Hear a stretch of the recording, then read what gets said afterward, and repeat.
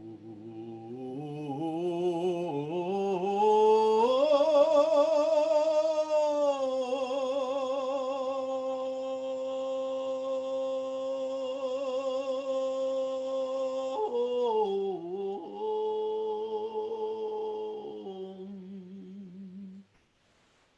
hatred, we gonna tear your kingdom down.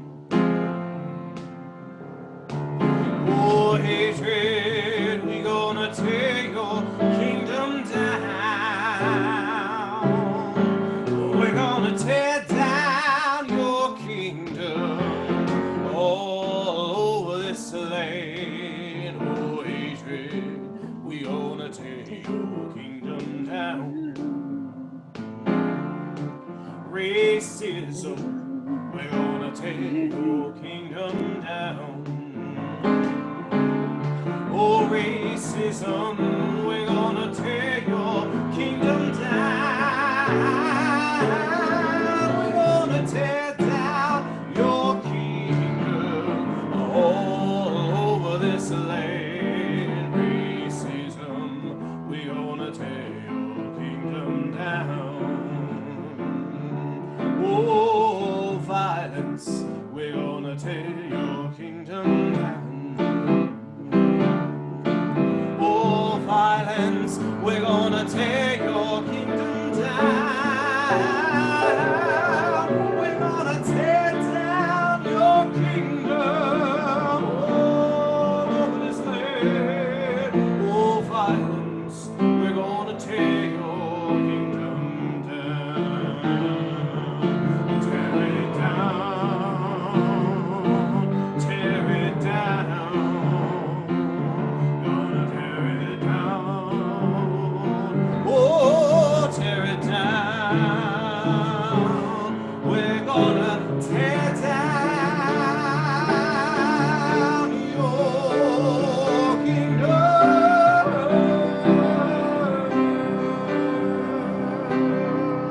all over this land.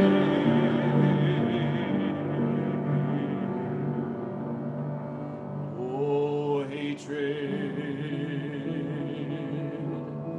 we gonna tear your kingdom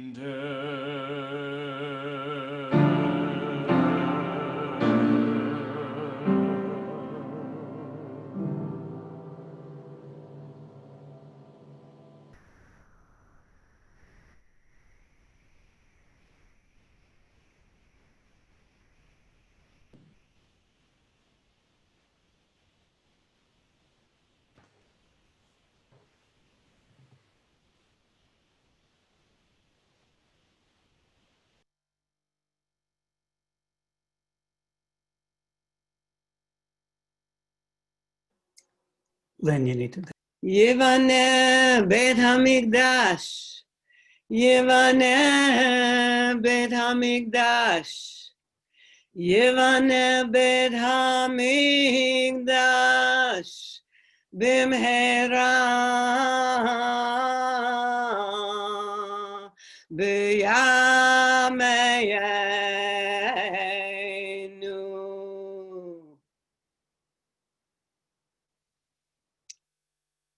May we build a world house of sanctuary quickly and in our day.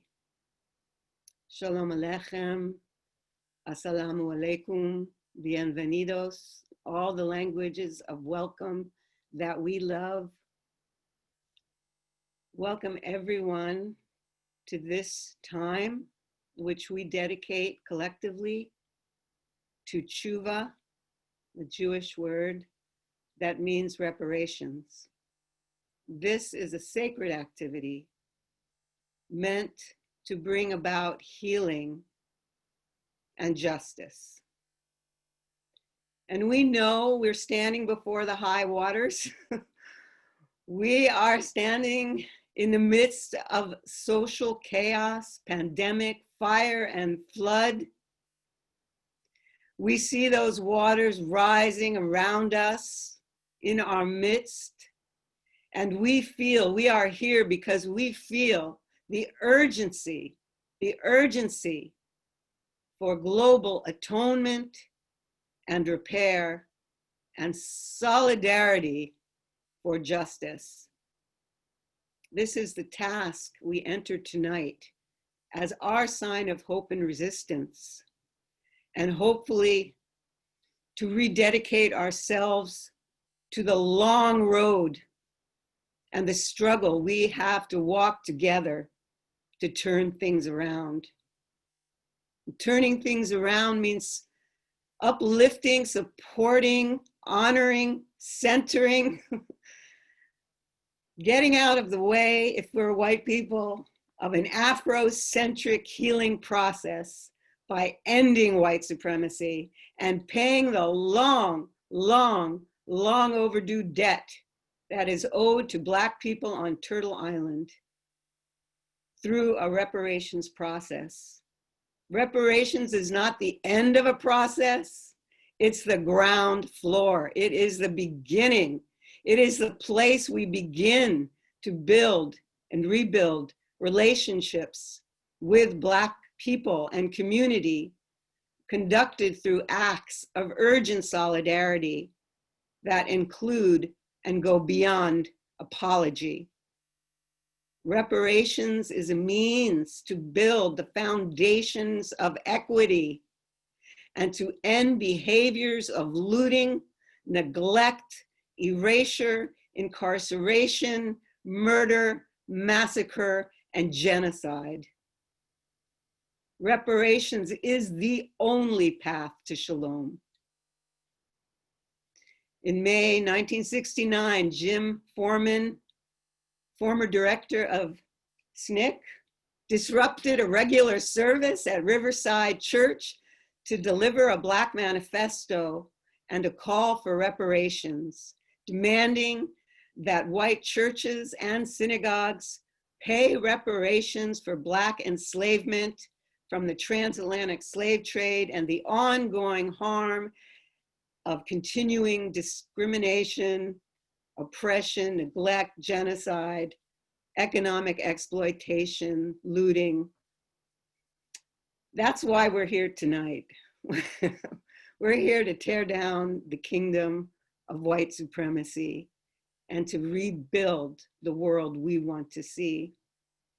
And in this effort, which is the meaning of our holy days, the meaning of our holy days, I would like to introduce three of my teachers and my colleagues, my beloved teachers, who give their lives on a continuing basis to healing the wounds that their communities bear, and in a way that allows white people who want to be good allies to be a part. And that is an amazing gift. That is such a gift. And that is Dr. Dave Ragland, Benjamin Mertz, and Reverend Deborah Lee. I'm so happy to be here with Dave Ragland and to keep traveling roads together. He is the director of the Grassroots Reparation Campaign, the co-founder and co-director of the Truth Telling Project, which began in the days of the Ferguson uprising to upend and transform the truth telling about the narratives of police violence against Black people. And Ferguson is really the place of this new wave of this revolution, that and Standing Rock. Dave is an author, co-authored Systemic Humiliation in America, and recently published a chapter on radical truth telling and the Ferguson in the Handbook on Violence in Education. And Dave was recently inducted into the Martin Luther King Jr. Collegium of Scholars in the International College of Ministers and Laity at one of the jewels of educational learning in this country, Morehouse College. Benjamin Mertz is founder and director of the Joyful Noise gospel singers, and is a composer, performer, and song leader who specializes in the music of Black spiritual tradition. He can often be found leading songs at benefit concerts, vigils, protest actions, sacred services, and workshops. Sorry, something flashed on my screen here that covered up. Okay, I'm sorry about that. Benjamin's most recent album of Black spiritual music is called Climbing Up the Mountain, and it's available on his website. Benjamin is a human rights and racial justice activist. When not performing music, he writes and speaks on issues of race, justice, economic justice, Black history, and creating interfaith and interracial alliances. And I met Benjamin on the street. It's the best place to meet people. And I also met Reverend Deborah Lee on the street too. Deb said she wanted to introduce herself. And I'll also mention Julie Batts, who's the spiritual leader of Congregation Chochmat Halev, which I am the Director of Youth and Family Programming. And Julie, thank you so much for being here. And everyone, thank you so much for being here. Deb. Good evening, everyone. My name is Reverend Deborah Lee, and I'm the Director of the Interfaith Movement for Human Integrity. Rabbi Lynn is the chair of our board, and as such has really helped to bring us into this really important work. I want to just bring greetings on behalf of our organization and the other co-sponsoring organizations of tonight's program. I want to say a bit about why reparations is so important and why it's so important, I believe, for faith communities, people of faith, people of the book, people of the spirit, to tether themselves to this cause, to this process, to this movement. And we have a motto in our organization that says, it goes like this, it says, mend the past, heal the present, and transform the future. And right now, in this particular moment in history, we're in this very chaotic present moment. There's people I hear gathering on the streets in the town where I'm at in Oakland tonight and across the country for Breonna Taylor, and for justice and for accountability. And all across the country, there's many other things going on, as all of you know. And the world that we want is not the present, right? The world that we want is not the present. And we want so much a world where every person is valued and is seen as sacred, is cherished for who they are, where diversity is seen as and appreciated for its strength and beauty and not criminalized. A world where we don't have institutional structures that are set up for cruelty and brutality and for diminishing any one of our brothers and sisters. So in order to get to that vision, we believe that there's no way forward without going back. And that's what the work of reparations is about. We have to go backwards in order to get to the vision we want in the future. So going backwards means looking at a lot of hard stuff. It means acknowledging our own role and our own complicity in institutions. But it is the only way, the only process that is going to enable us to get to a different kind of future. So for that reason, we believe that reparations is important. We believe that we're only going to get to the future with a process where the wrongs and inequities of the past are really addressed, where there's a real reckoning and a rebirth of something new, because how we have started has been so wrong. So I think this means a lot of things that many of you are working on with us, and this looks at the disinvestment to the institutions that have caused harm, and the reinvestment and the building up of different understandings of safety, different understandings of security, different understandings of nation. So that's our hope tonight, is that through tonight's ceremony and process, we'll get an opportunity to learn from some really important teachers about that work, and that we will become tied to this work with others across the country who are involved in this work of reparations. So thank you very much.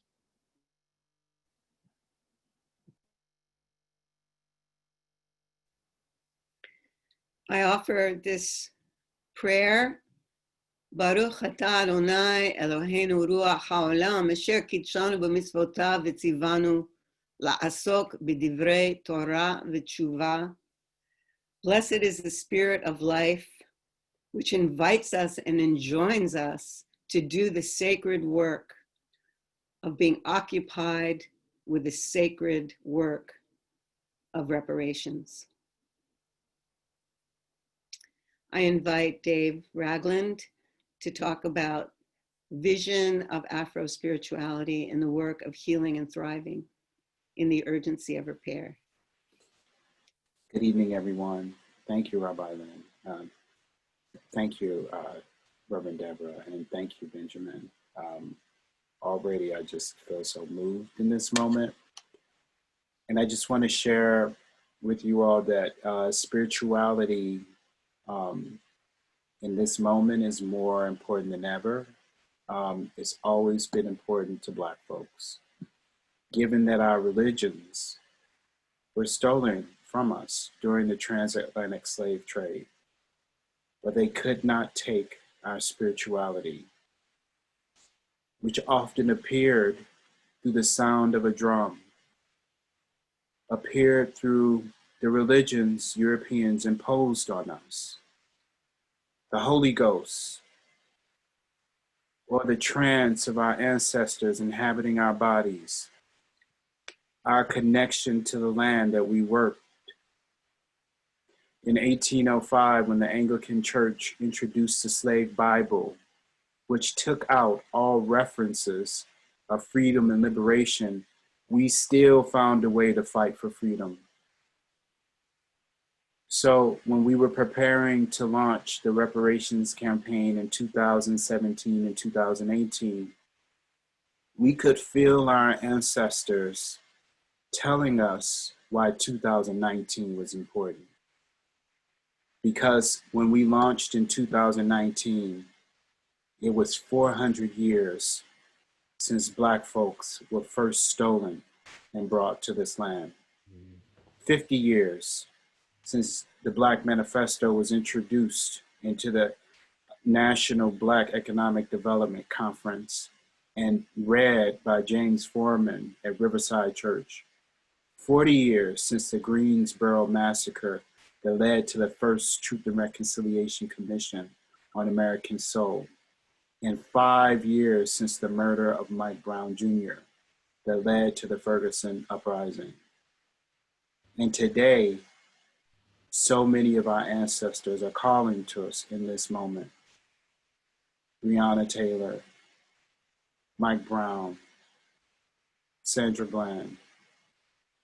Our spirituality is deeply rooted in the necessity of justice. And for those who have been oppressed, your ancestors have laid for you a spiritual well to draw upon.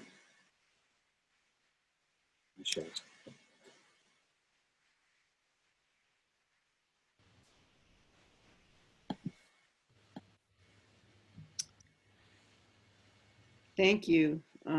So moving to be here and to think about my own tradition's demand, ancient demand for reparations in the telling of the very first story that gave rise to Jewish people, the story that speaks to many people of leaving empire and leaving behind being a disposable person who is only valued as a commodity and not even an important commodity, to then go into the wilderness and create a Torah, a pact, a treaty of mutual support grounded in equity.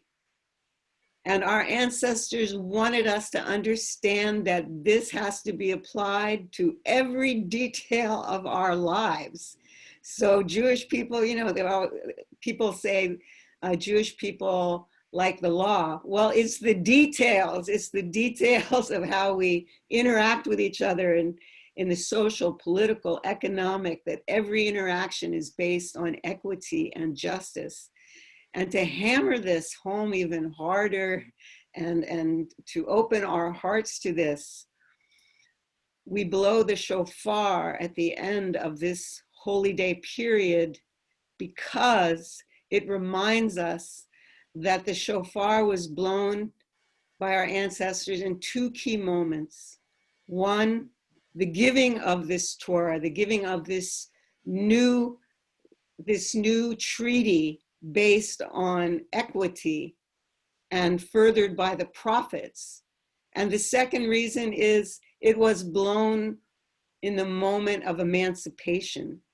And so it is to be blown and continually blown at the end of this holiday to check us, to make us think, can we legitimately blow this horn and emancipate that which is not yet emancipated, that which still needs freedom from oppression? And so this is the spirituality of the tradition. And without this, we know on Yom Kippur, our prophets told us all the other stuff means nothing. All the piety, all the words, all the banging of the chest, none of this means anything unless we are able to manifest emancipation. That is the sort of Jewish spiritual reason for engaging deeply in reparations. And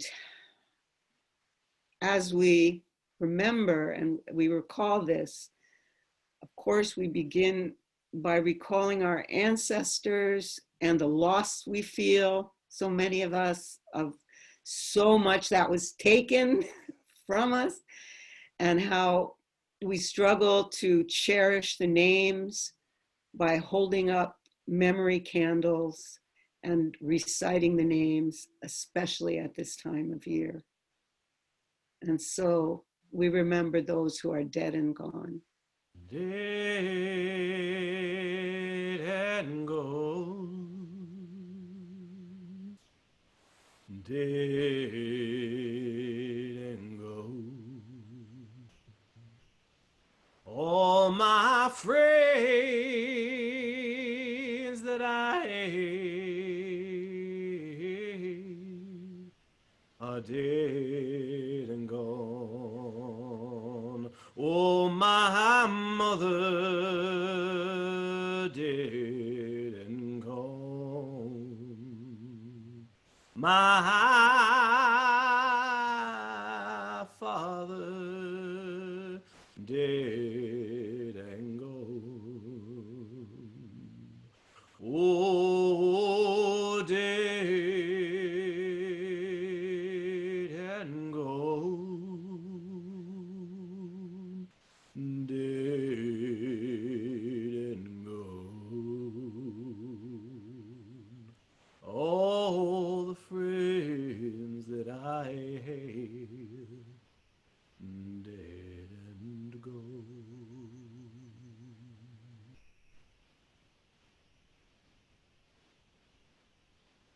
And in this moment, I'm so honored to be encircled by my ancestors.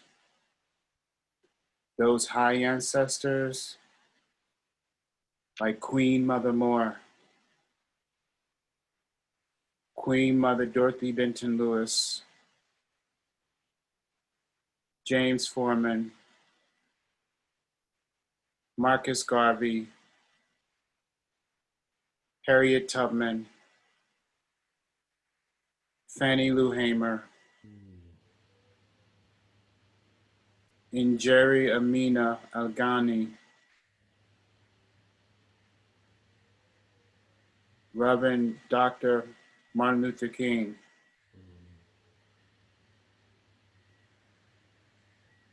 Bookman, my grandma Goldie, my uncle Eugene, my grandma Moselle. Ashe, Ashe, Ashe. I invite you to enter your high ancestors and the ancestors that you know of into the chat. Invite them into the space, light a candle. If you have that near you, our ancestors are watching. They are a part of us. We are manifestations of their wishes, hopes, and dreams. They are pushing us in this moment to be better, to do better, to be connected to each other, to this land, to the unknown and unnamed ancestors of African indigenous ancestry, to those who have not been memorialized in this moment. There are so many people whose names, who die alone, who are not prayed over and ritualized over without ceremony, without loved ones. Let us thank them for their contribution and ask them to guide us in this moment.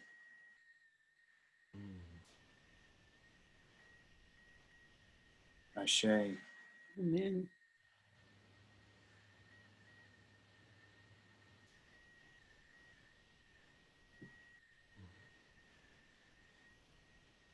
Benjamin. Sure.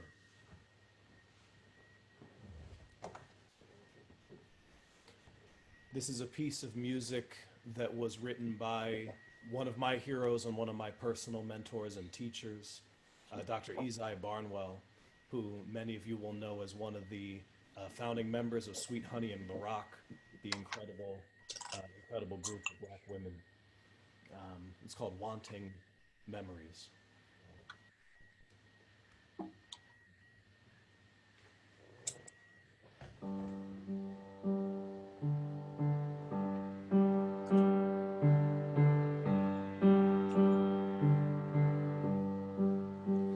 I am sitting here wanting memories to teach me to see the beauty in the world through my own eyes. I am sitting here wanting memories to teach me to see the beauty in the world through my own eyes.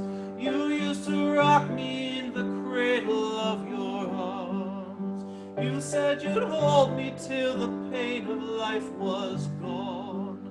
You said you'd comfort me in times like these, and now I need you, now I need you. And you are gone. And I am sitting here wanting memories to teach me to see the beauty in the world through my own eyes. Since you've gone and left me, there's been so little beauty, but I know I saw it clearly in your eyes. Now the world outside is such a cold and bitter place. Here inside I have few things that will console. And when I try to hear your voice amid the storms of life, then I remember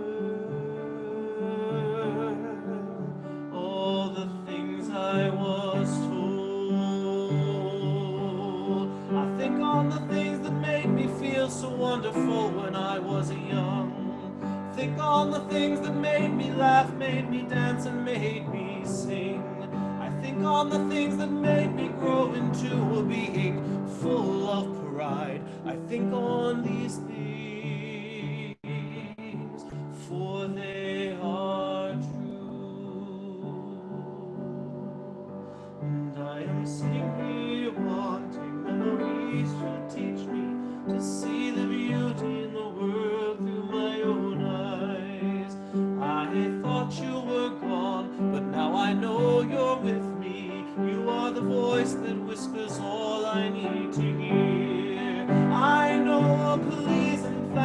smile will take me far. I know that I am you and you are me and we are one. I know that who I am is numbered in each grain of sand. I know that I've been blessed. I've been blessed again and again and again and again. And I am sitting here wanting memories to teach me, see the beauty in the world through my own eyes. I am sitting here wanting memories to teach me, see the beauty in the world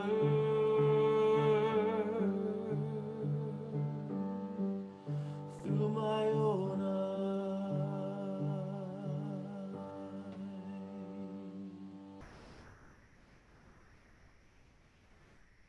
Ashe, Ashe.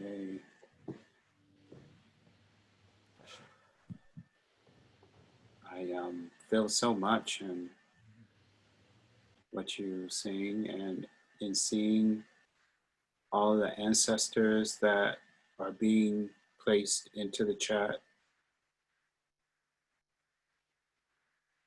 Folks, we are surrounded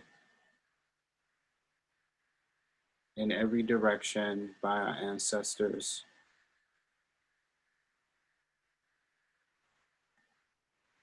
Who are helping us to make this journey, because reparations is a journey. It's a journey, as Rabbi Lynn described, as acknowledging and naming harms done, that as an individual or a community, you are responsible for or complicit in. And it is not an easy naming.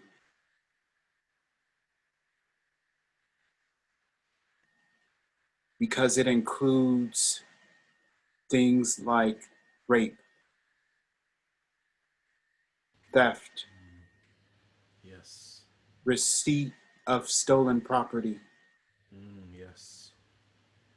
It includes names that have been hallowed and made holy by this society who were child traffickers, Yes. like Thomas Jefferson, child endangerment, theft of intellectual property, failure to pay wages, failure to pay fair wages, false imprisonment, convict leasing, Yes. Yes. battle royales, where white men would bring in black boys to fight each other for a shiny coin, which went on all the way up until the 80s in some southern towns. Rent theft, slum landlords, gentrification, Yes. admissions discrimination, forced complicity in US military conquests through creation of conditions of poverty, Yes.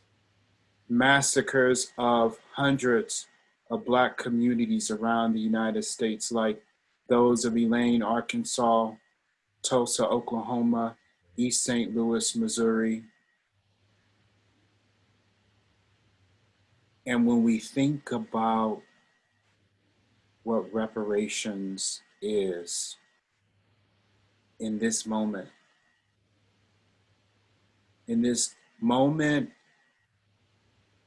of Teshuvah, this moment of remembering and acknowledging past harms and wrongs, I feel as though the approach to reparations that speaks to me is the one that the United Nations has named as having 5 dimensions.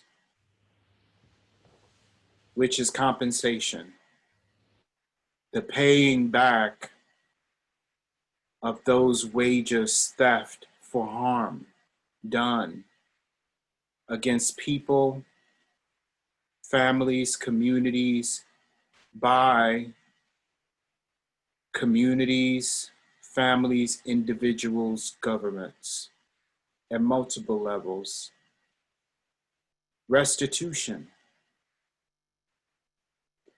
which is the return of what was stolen. Land, homes, ideas,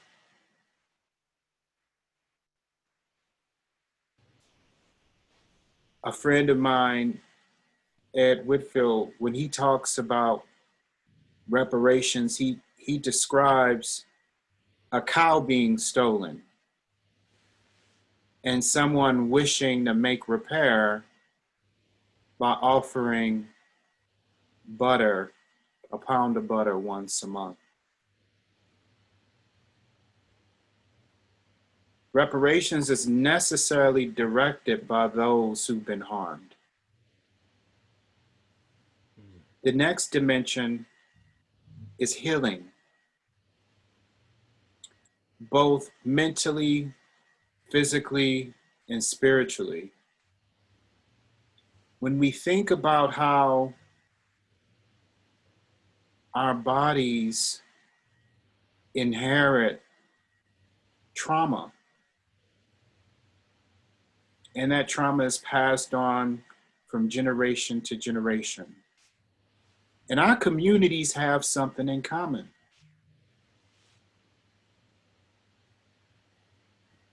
That intergenerational trauma that is passed down.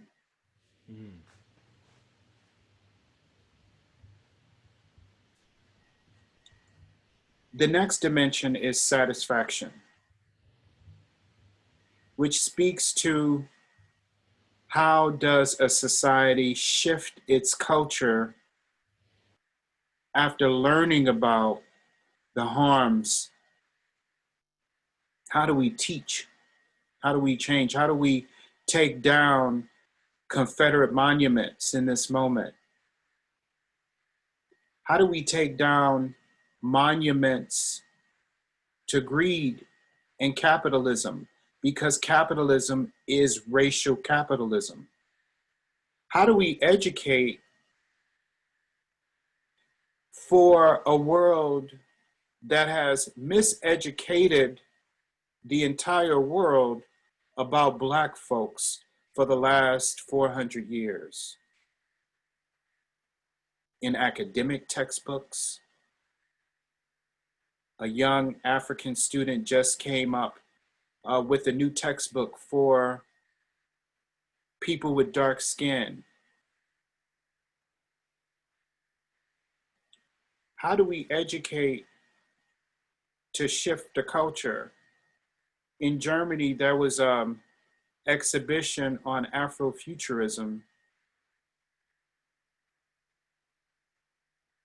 with no Black people.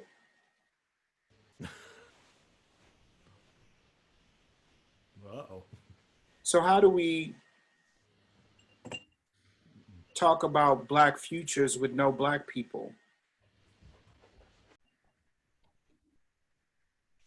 How do we educate so that Black bodies are not commodities and Black culture is not a commodity to be captured, to be put on a shelf, music to be listened to while Black bodies walking and living next to us are not respected? Come on now, yes. And then the final, and I think one of the most important dimensions of reparations is guarantees of non-repeat, which to me asks the question, how do we not do that shit no more? Come on now. How do we unravel ourselves from the complicity of the world that slavery created? How do we look in our investment accounts and see the banks that benefited from slavery that now benefit from Black boys and girls in prisons, or those seeking asylum in cages at our borders? How do we go to the store and not buy products made by companies that invest in things that destroy the environment or place environmental or create Black and brown communities that are environmentally degraded?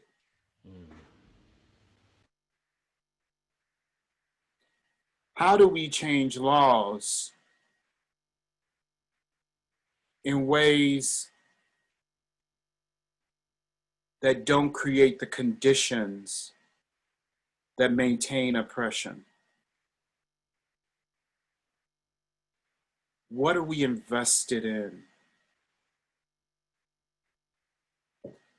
In that sense, what have we thought about reparations as a spiritual, not just political, not just material, but a spiritual intervention? Ashe, ashe. What will our Creator say to us when we stand at the moment of judgment and we say, well, I didn't know I had investments that were linked to companies that sold weapons to police departments, that killed or shot up people for standing up for their rights, speaking out against police violence. Or I didn't know that my retirement account had bonds that were levied to support police departments that willfully, by policy, abuse Black communities. Reparations is not just about what happened then, it is about the world that was created by slavery. Amen. That we are living today, that we are breathing today, that is connected to environmental degradation, that is connected to colonialism, that is connected to all sorts of global inequities. We have to see ourselves as connected because injustice is connected through a web of people with the same priorities. Money, not people. Property, not people. Reparations is about people. Reparations is about who do we want to be?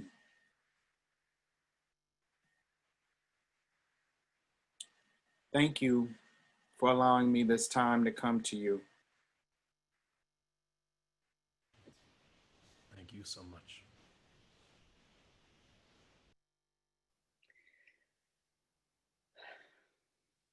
Thank you.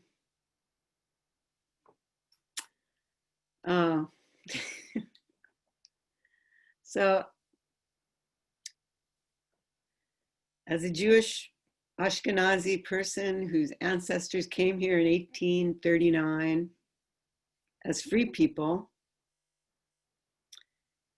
and I think about reparations, I think that each one of us is asked to do an inventory who have held privilege in Turtle Island, who have benefited from slavery exploitation that is an ongoing harm, an ongoing sin And so we're asked on Yom Kippur during this whole period to take inventory. And I think we should do this very specifically, as Dave was suggesting, that we actually trace our ancestral heritage and holding and see how each of us profited, how we are continuing to profit. And we have this powerful teaching, this powerful protocol that we call kosher, which most people think is maybe separating milk and meat and not eating pork, but it ain't about that. It is asking what is fit for use, what is sacred, what are the things that we actually can use and benefit from, and if they are rooted in systemic violence and exploitation and massacre and slavery and incarceral labor, we are not allowed to benefit. It's not kosher. It's not kosher. And so we should begin to think of our tradition not only in the small circle, which is also so important, of interpersonal relationships with the people in our circle, but we should think about how we are interconnected and how we are deriving profit, and then take the steps to end it. And you know, our ancestors were very serious about this being done on Yom Kippur. They would take, especially if it was a time of without rain, you know, time of drought, they would take the ark and put it in the public square and put ashes on the ark, and then put ashes on the heads of government, you know, put ashes on the head of the mayor and the head of the city council. And then everyone would put ashes on their head. And then, says Rashi, one of our later teachers, their deeds were examined collectively from the perspective of who is dying from this system, who is being hurt by this system, and who is privileging and profiting from this system. And from that measure, we proceed to make teshuvah, which is not about saying I'm sorry. And forgiveness only comes at the end in this context, after reparations. So as I think about the 5 steps of Jewish teshuvah, of awakening to the immensity of the current situation and the immensity of the sin, and then feeling regret as accountability, feeling accountability for what's going on. Like, yes, this is in my hands as well, and I am accountable. And then listening to the harms that are being named by people who are carrying the burden of the harm. And in this way, we cannot do teshuvah without centering the wisdom and experience and tactics of Black people. We can't. We cannot. People who do not hold that identity cannot figure out without the guidance and leadership. It's our job to step up so that vidui, the confession, and the accountability is followed by listening to the harms being named, is followed by making inventory and paying back. And in this regard, I would like to ask Jewish institutions to take up the call of our own, first of looking at our own houses, because when Dave and I went, for instance, to Hebrew College, this beautiful rabbinic school, talked about reparations, I looked around the room and I said, you know, where reparations starts, look around the room. There is not one Black student here. There's no one in the faculty. There's no one in the administration. Where is the building sitting? I mean, we cannot do this without first looking to our own houses and realizing what burden of guilt we're carrying, and not to you know, drown ourselves in the guilt, but to take it as an opportunity for healing, to look, okay, so what does repair look like? What does repair look like? And in centering Black voices and experience, we will come to understand what repair looks like, and then we'll be able to actually engage in the repair. And this piece, and that is Peraon, and this piece of guaranteeing that these harms are not repeated, this is part of our ancient protocols. This is in our ancient protocols. We are not able to successfully claim we've undergone Teshuvah if there is not satisfaction and non-repeat of the harm. Maimonides said, I mean, this is being said for so long, and yet we find it so difficult to carry this out systemically. And I think this is the real moment that Teshuvah has to be seen, and reparations has to be seen for us as a movement building effort. This is no longer only personal. Yes, it's personal. Each one of us has to take that step, but we have to understand what it means to build a movement together so that we can truly push the tides of change. And so as Dave named the sins, I'm going to invite Julie to sing Avinu Malkeinu, a short version of Avinu Malkeinu. And as we listen to Avinu Malkeinu, if we have been harmed, imagine that this is a time of opening and receiving the loving blessings of creation, the love and the nurturance that have allowed us to survive, has allowed us to survive. And those of us who hold accountability, this is an opportunity to touch our hearts and commit ourselves to taking the next steps. Ken Yehi Ratzon.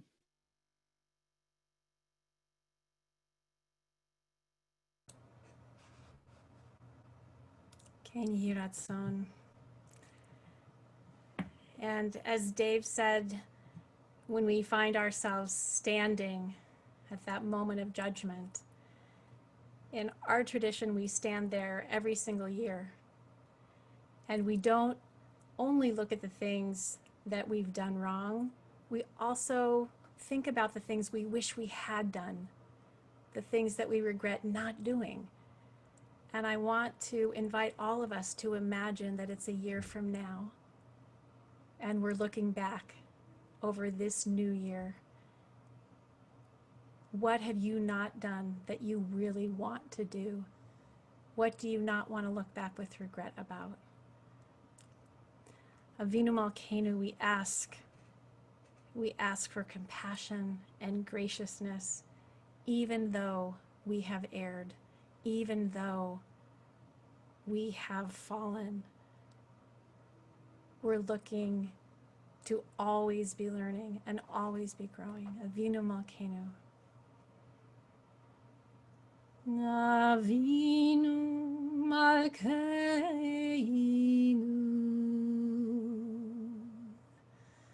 Choneinu v'aneinu,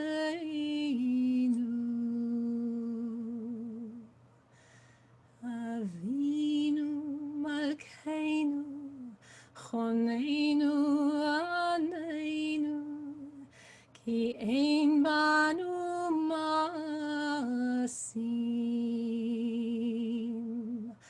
asei manu, tzedaka v'chesed, asei manu, tzedaka v'chesed, v'hoshienu,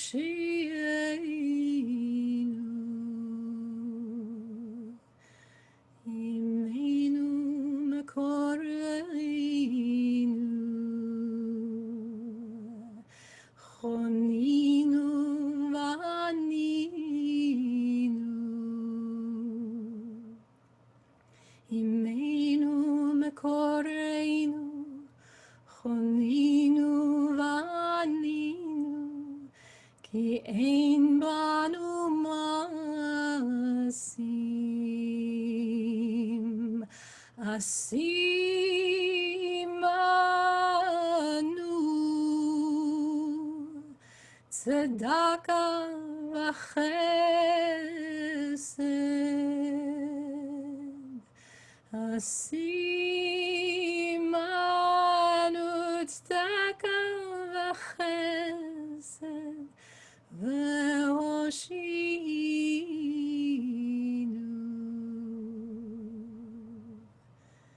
Avinu Malkeinu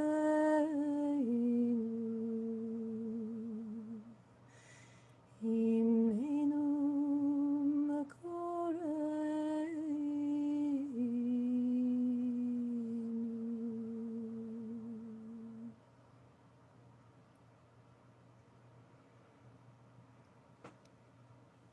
כן יהי רצון. We are going to sort of merge a couple things at this moment, a roundtable and questions. So if people have questions, they can write them in the chat.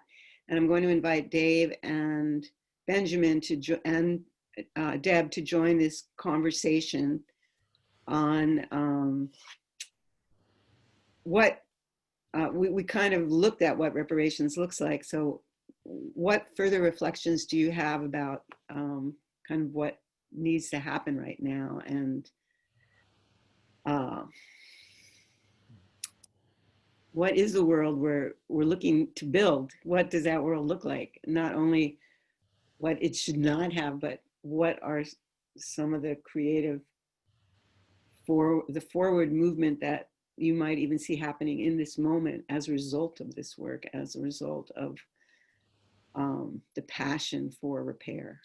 The piece that I would love to just take a moment to repeat that Brother Dave brought up that I think is so important is understanding that we're not talking about something that is only 200 years ago or only 200 years old. And that we're not talking about something that is only 75 years ago or only 75 years old, right? We're talking about Black men making up 40% of the prison population today, now. We're talking about HBCUs, historic Black colleges and universities, being only 3% of universities and yet making up 20% of Black graduates now, because the other 97% of colleges and universities are not graduating Black people now. We're talking about what is happening in this moment. We're not repairing only an old harm, but repairing a current system that in healthcare, in education, in you name the aspect of our society is broken today. Amen. Ashe.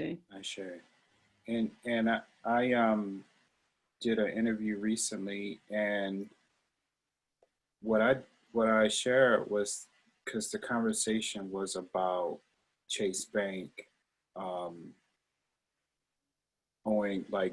responding to a question about, are they responsible for the history, where they insured and, held money and benefited from the slave trade.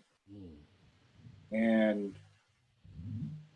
in part of the response, I said that, so my background is in truth telling, and part looking at what a Truth and Reconciliation Commission around racial injustice, particularly police violence, will look like in this country.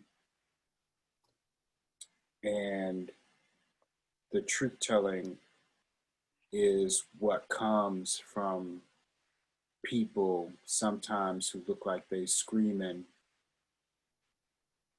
and talking craziness.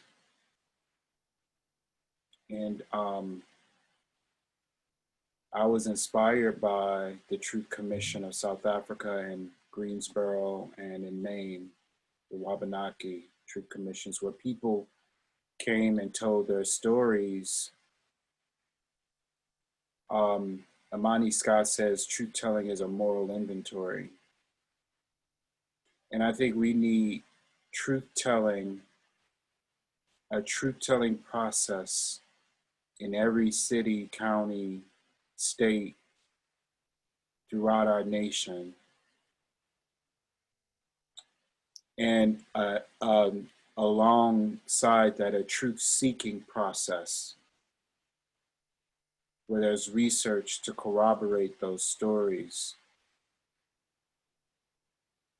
So we can see the specificity of human dignity, which is in the stories people tell. Not only do they tell you what happened to them, but you can pick out what they need. Injustice is often a yardstick or barometer for what justice might look like, or what conditions need to be changed so that justice is possible. And so I see us in this moment as needing a complete realignment through storytelling that happens everywhere, so we can get a measurement of what happened and what people are experiencing today. And I think South Africa was a great, like that, it was televised, right? It was everybody tuned in every day to hear. We did something like that in Ferguson, where kids whose siblings and cousins or parents have been murdered by police came and told their stories, and they talked about their life, but they said a little bit about what happened, but what they mostly said is what they want to see happen. Yes, yes. People who experience great injustice dream about it. They can taste it. They can taste what justice might look like. One of my colleagues, Corey Bush, used to always say, I've never seen what justice looks like. But I know what it would feel like.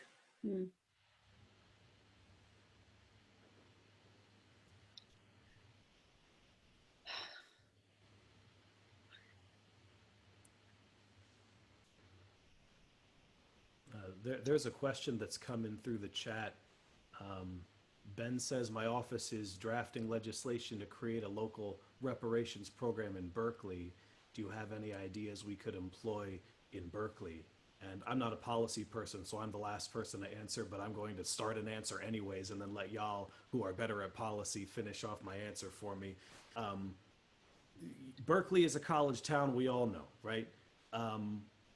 When we look at this town and we look at this city, why is it that when I'm on campus, I sometimes guest lecture at UC Berkeley. Why is it that when I'm on campus, I cannot find a black person no matter how hard I look when I'm on the university campus? And when I do, they are an international student.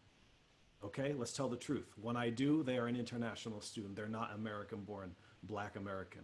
And yet, when I go off campus 2 blocks, why is it that when I walk down the street on University Avenue, or if I'm walking down the street on Shattuck Avenue, I need to practically be stepping over the bodies of black human beings who are lying on those streets? So before we get into the policy discussion, which is a very important discussion to have, people who are at the city level can see what their city looks like.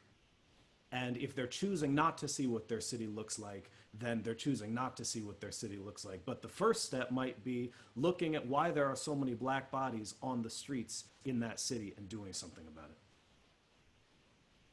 And you bring up such an important point, because if you look at many universities and their proximity to communities that are, black or brown, Columbia University, for instance, right next to Harlem, one of the biggest gentrifiers, right, in the country, and owned many of those buildings and waited until they got a huge $100 million donation to actually do something. They kicked out those residents. So I think that's a good point, Benjamin, like that universities don't pay taxes, and many of them benefited were land grant institutions.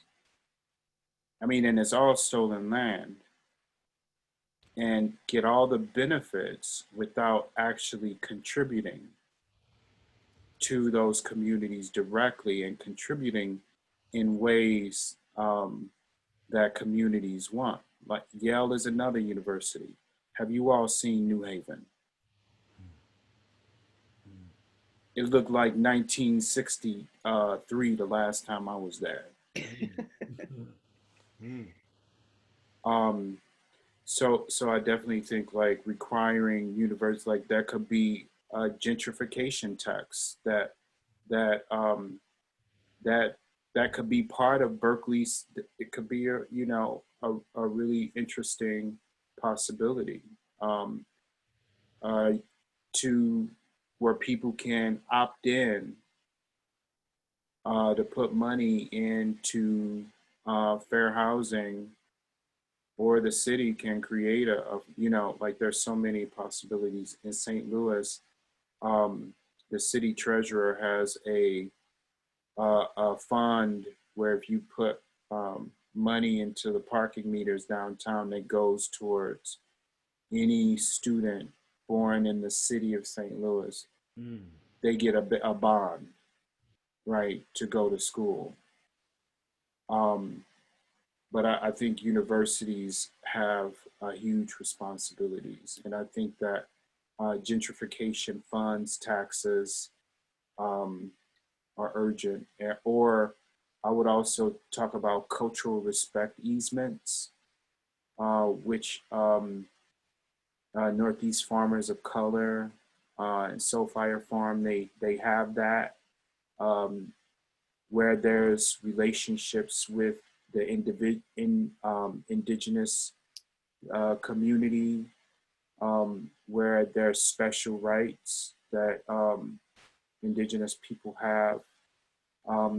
There's cultural respect. There could be an easement for Black communities that have been there. So there's a number of things. I want to follow up by saying that at Interfaith Movement of Human Integrity, the narrative of criminalization, which is deeply rooted, at least in many Christian religious contexts, the criminalization of people, thus requiring, so the theology of criminalization and mass incarceration and disposable bodies means that even liberal people, as Martin Luther King pointed out, fail to transfer the wealth of the people, even when majority of people feel like it should be going in a certain direction, to defund the police.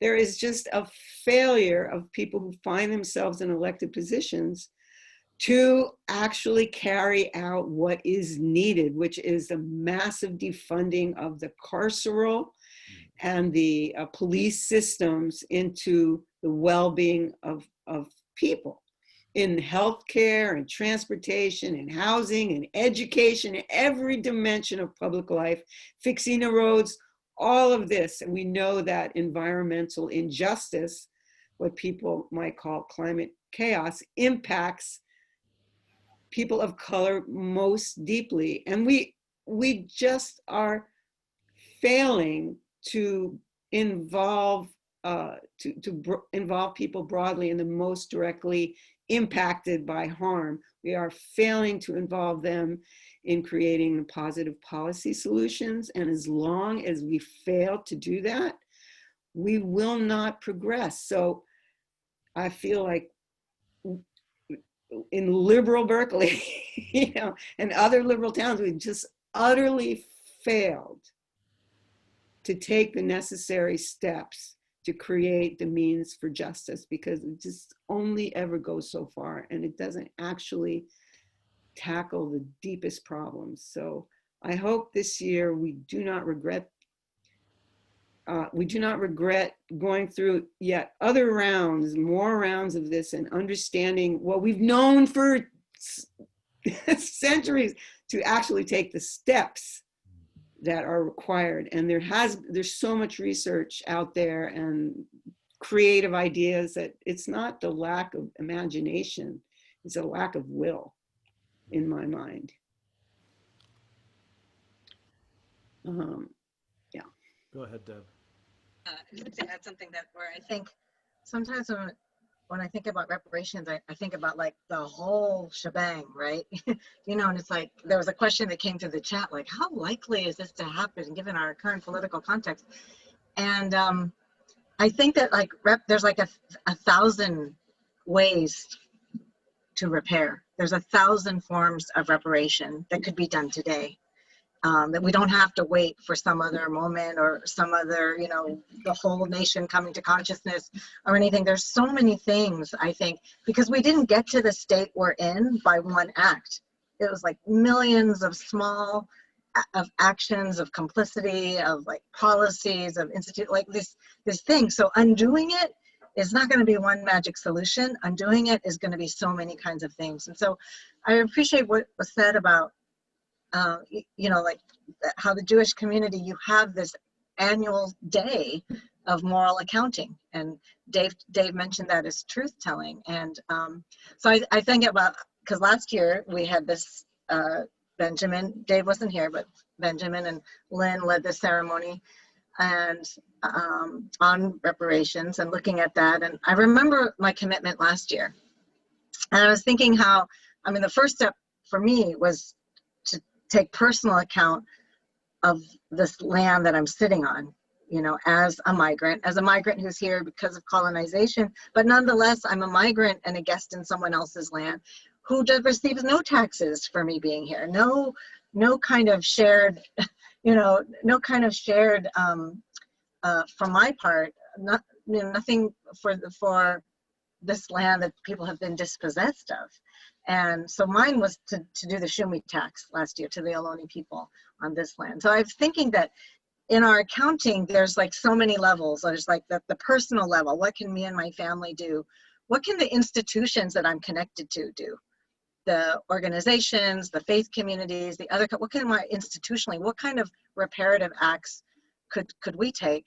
And then there's like the societal, like the city of Berkeley or a larger community or the Bay Area. And I was thinking about the election this year, and I think that there are some reparative measures actually on the ballot, on the proposition for California that would address that issue of the disproportionate number of Black people on the street and unhoused because of the kinds of the taking away of affirmative action that happened with Proposition 209, the disinvestment because of the original Proposition 13, you know, that really disinvested schools and low-income communities from being able to get any kind of educational equity, so that, you know, Proposition 15 now would change that and brings, you know, more funding back into the schools and communities, and things around the criminal justice system to step by step start dismantling these systems that have created these and that entrench these inequities that we see around us. So I see a lot of opportunities for reparations, and I think, you know, the surprising thing that we saw this summer, you know, with the George Floyd protests, you know, out of the blue, this kind of thing, it had this ripple effect of so many other forms of reparations happening all around the country, from, you know, the Washington DC football team finally changing their name, you know, their racist mascot, you know, like all these other things that had like this ripple effect that who could have expected that? That wasn't nobody's plan, you know, like all of these things happen. So we can never tell the timing of these things, but I think the more this undercurrent that we are doing under the ground of reflecting every, you know, throughout the year, committing ourselves that this is creating this, it's creating the fissures in the current system. Thank you. Yeah. I want to take this moment to thank the sponsors in that way who came to this event, and just ask Julie to name them. And then we're going to ask Dave for a final reflection and go out with some music. And to think about, I see a lot of questions in the chat. What can we do? And I've always found that you can take the first step. If you let the question overwhelm you, you'll never actually take the step. Feeling overwhelmed by a question can be a form of denial in the sense of, or overwhelm. But if you reach out to see what other organizations and people are already doing, there's so many models out there, so many. And the guests we have tonight are examples of people who have made tremendous differences. So I think we have the opportunity, for instance, to look at the grassroots reparations campaign. There's such a wealth of opportunity there. Interfaith Movement for Human Integrity, such a wealth of opportunity. There's so many places that are doing the serious work that you can support and educate yourself about. So Julie, would you like to thank and make any announcements? Thanks, Lynn. Thank you so much to everybody who has brought heart, mind, and spirit together for this really important conversation. On behalf of Chochmat Halev, I want to thank the different organizations who've been a part of co-sponsoring and making this possible, starting with the Truth Telling Project, the Community of Living Traditions, Boston Workers Circle, the JCC of San Francisco, Ways of Peace Community Resources, the Interfaith Movement for Human Integrity, the Jewish Collective, and Tzedek. And on behalf of Chochmat Halev, we find ourselves in this potent moment between our two holiest days of the year, between the new year of Rosh Hashanah and the Day of Atonement, Yom Kippur. And I want to extend an invitation to anyone who is looking for a place to do that work of reviewing and coming into account with your own heart.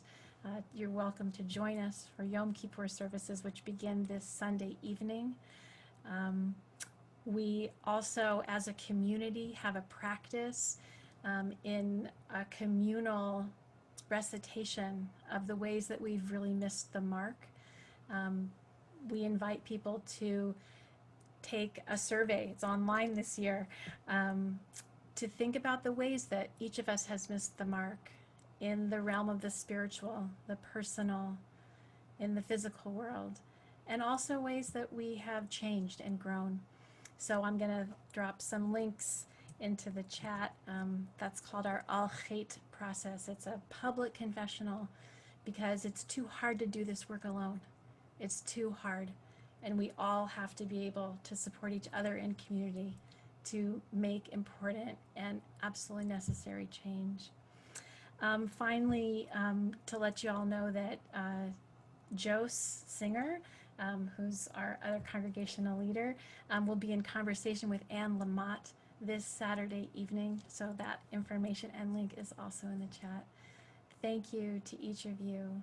Thank you, Dave, and Reverend Deborah, and Benjamin, and Rabbi Lynn. Thank you so much.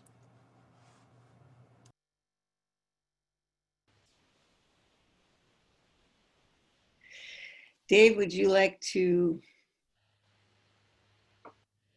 help us reflect on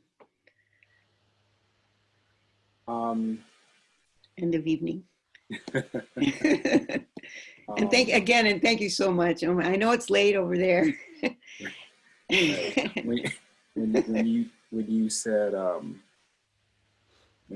6:30 Pacific time, I was like, Rabbi Lynn, you know what the time it is? Well, yeah. But I appreciate being here. I needed this today. And I needed just to be in this conversation. And I've been helping, I put this in the chat, but I've been helping to host a weekly webinar called Living into the New Normal. And the most recent events we had were preparation for the election, spiritual and politically. And, you know, I was thinking about how we got here to this moment that we're at right now. And we got here, like Deb said, from thousands of things that we did, whether we knew we were doing or not. And like Julie said, things that we didn't do. And I was reading a short story. I can't remember the author, but the premise is that it is a grandfather writing to his grandchildren and explaining why in the moment that we're in now, so his future grandfather, why he didn't necessarily do the things that were necessarily urgent, and that he was sorry, and that he knows that his grandchild is going to go do what they're going to go do and be involved in. And so a lot of the work that around reparations to me came in a dream.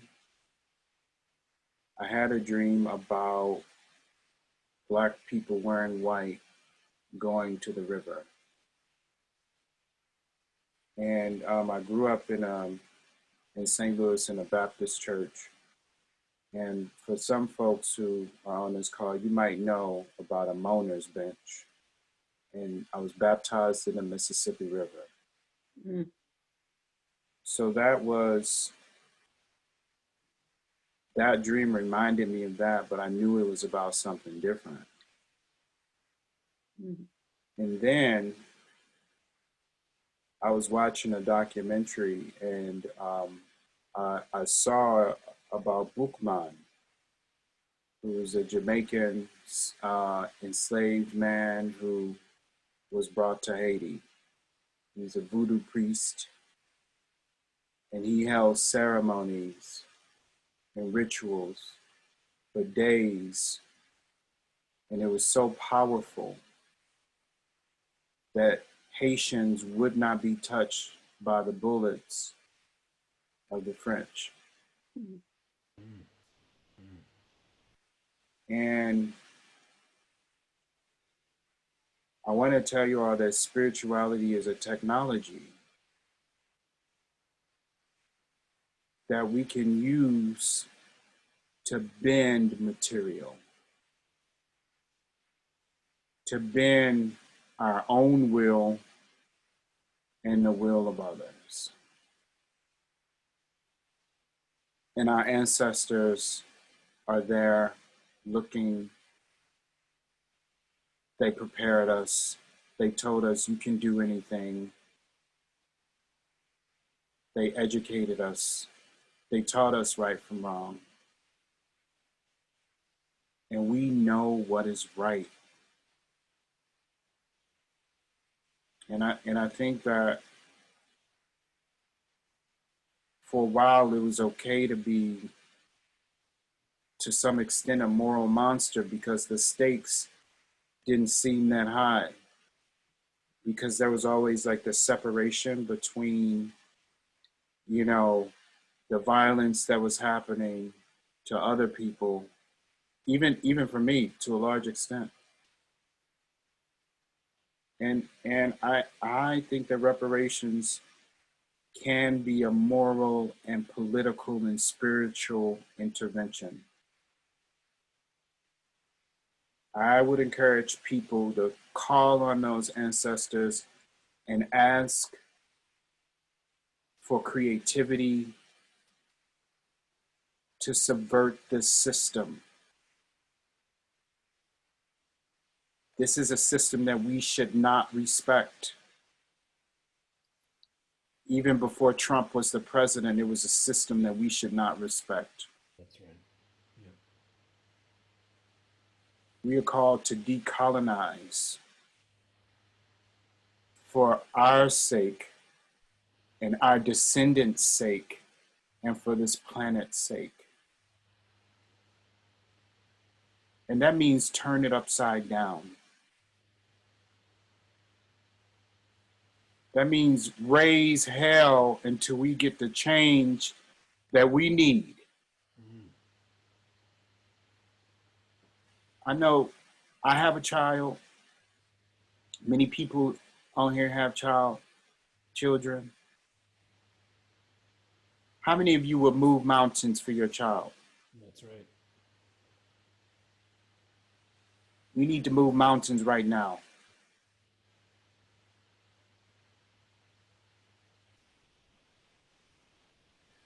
Thank you all. I honor each and every one of you. I'm honored to be able to come to you and speak and offer the thoughts that I have. And I love you all. Sometimes raising hell is about love. Yes.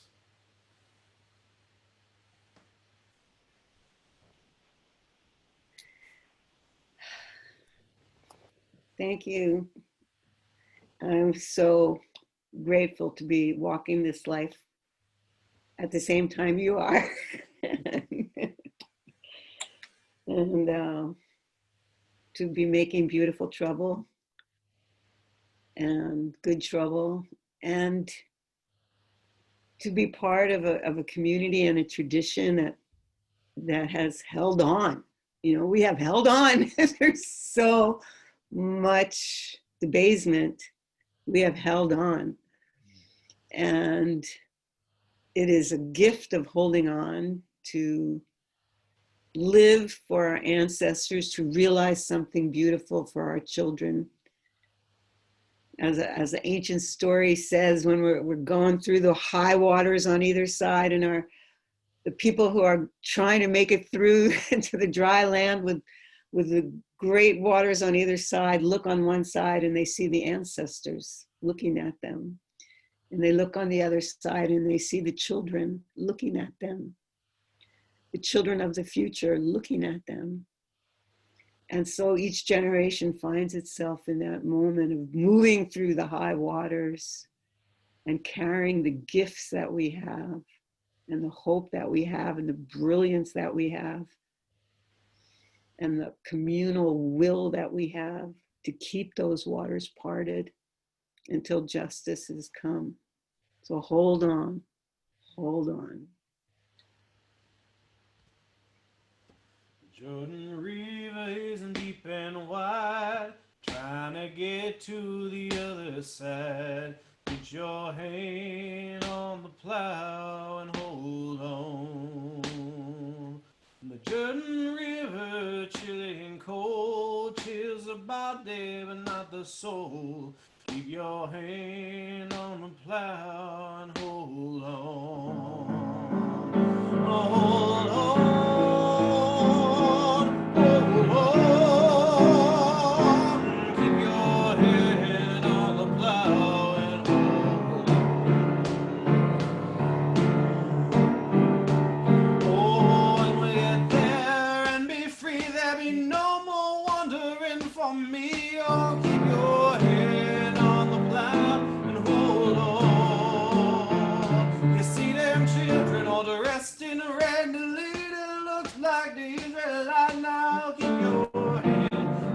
Plow and hold on.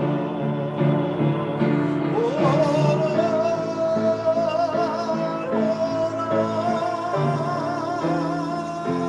Keep your hand on the plow and hold on.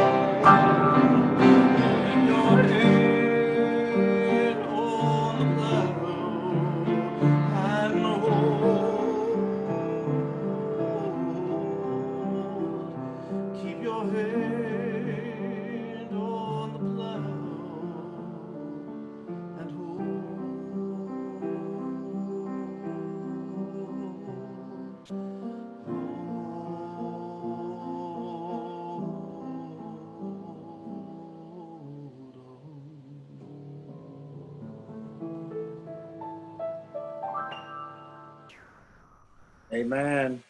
Amen.